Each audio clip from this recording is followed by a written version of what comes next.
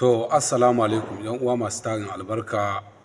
Barkan mu da juma'a al'ummar musulmi, muna muku fata alheri da fatan kun yi sallar juma'a lafiya, kuna cikin ƙoshin lafiya.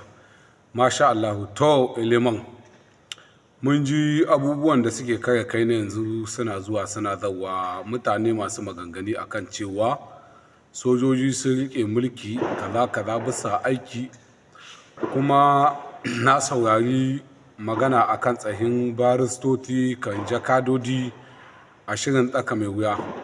Na ji har an samu wani ɗan Nijar wanda ya fito iya cewa wai hatta hatsin da muke ci a Nijar, abin da muke noma daga Najeriya ne ake kamu shi. Gaskiya wannan maganar ba ta yi ba, ƙarya ne. Duk barista, duk wani lauya ko tsohon ambasadar da ya zamana ya ce hatsi dai abin da ya shahi dangin gero, gyaɗa ko aya ko wake ana kashi daga Najeriya cikin Nijar, to wallahi ƙarya ce ki tsakani da Allah da Annabi. Al'umma abin da nake so ku gane, duka dai buri guda ne ake matsayi. 'Yan Nijar akwai gaskiyar da ya kamata mu tsaya a kan ta mu tsaye sak fi sabidillahi, amma an ƙyana kwane-kwane. Na ji Abdulkadir mai dalili ya hoto iya gaya ma shugabanninmu magana, yana cewa kananzir ya yi mutum ƙwarai. Ai kananzir ya yi mutum mana, mutum irin kami ake da su, ai ga kananzir da su. Shugabannin da suka dawwama a mulkin wanda aka cifar da Allah, 'yan Nijar shekara nawa suka yi suna sai da mai, wani aiki suka wa Nijar da kudin. Sannan abin da nake so mutane ku gane, matsalolin nan ba sojoji ba ne suka ashe su. Nijar tun kafin Cani ya zo mulki, matsala tun daga barin Baba Tanja mulki, matsaloli suka yi ta aihuwa a Nijar. Menene suka yi ta aihuwa? Al'umma ta ƙi haɗa kanta, mu gane gaskiya, mu haɗa kanmu mu yi tafiya guri guda.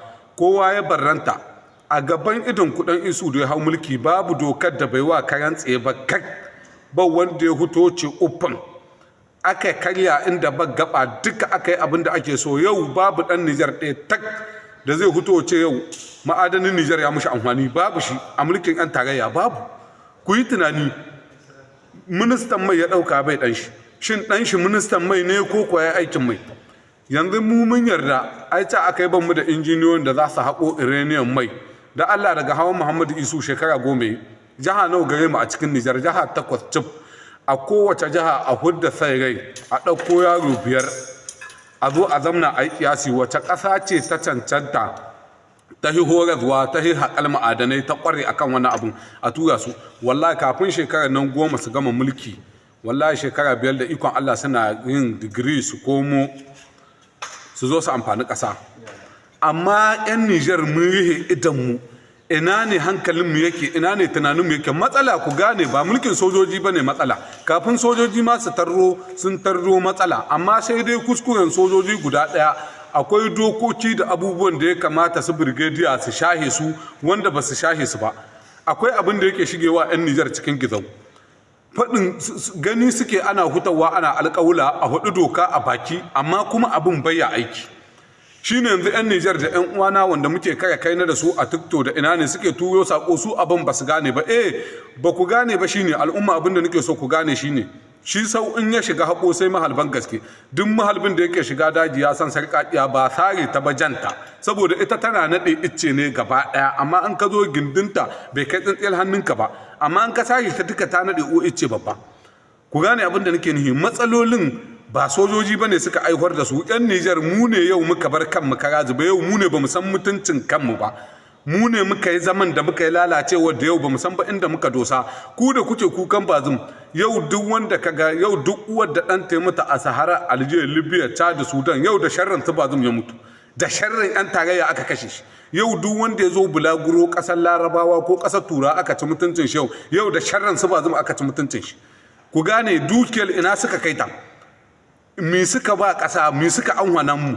Kuma na ji wai wasu lauyoyin banza wai suna hutawa suna cewa wai muna cikin matsala. Ƙungiyar ECO sojojin juyin mulki suka kafa ta su kunce, in ba ku sani ba a gaya muku, kuma sojoji suka hudda Nijar daga cikin ta. To sai mi ku wayannan tsayin ambasadodin da kuke zama a shirin ra'ayin malamai, shirin tsaka mai wuya, wallahi wallahi wallahi ku roƙi Allah ya ruwa muku asiri, kada yadda duk a cikin Nijar matasa suka taso suka take yin baya aka kafa wata kungiya ta aka muku.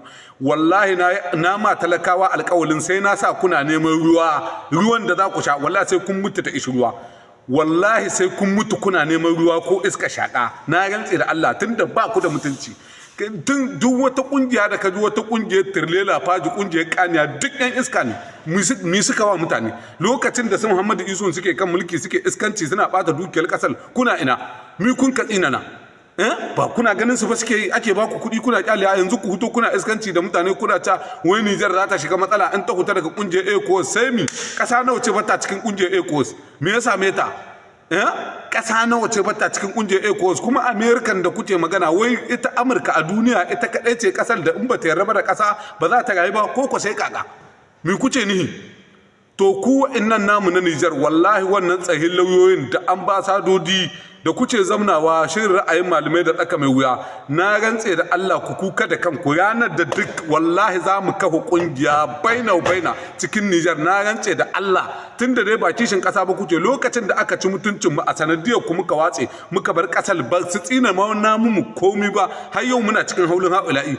to na rantse da Allah ku kuka da kanku wallahi sako ne duk wani shegen tsohon ambasadar da wani tsohon barista wallahi ku kuka da kanku wallahi za mu haɗa ƙungiya ta matasa kan kukan wannan tsayin yan siyasa da basa kishin ƙasa wallahi ina mai tabbatar muku ku kuka da kanku in kuka yi wasa sai mun sa ku kuna neman ruwa wallahi sai kun hita daga Nijar ba takalmi na rantse da Allah in ba sai kun bar Nijar Abuja ba kun gwamnati kiɗa da karatu ku kuka da kanku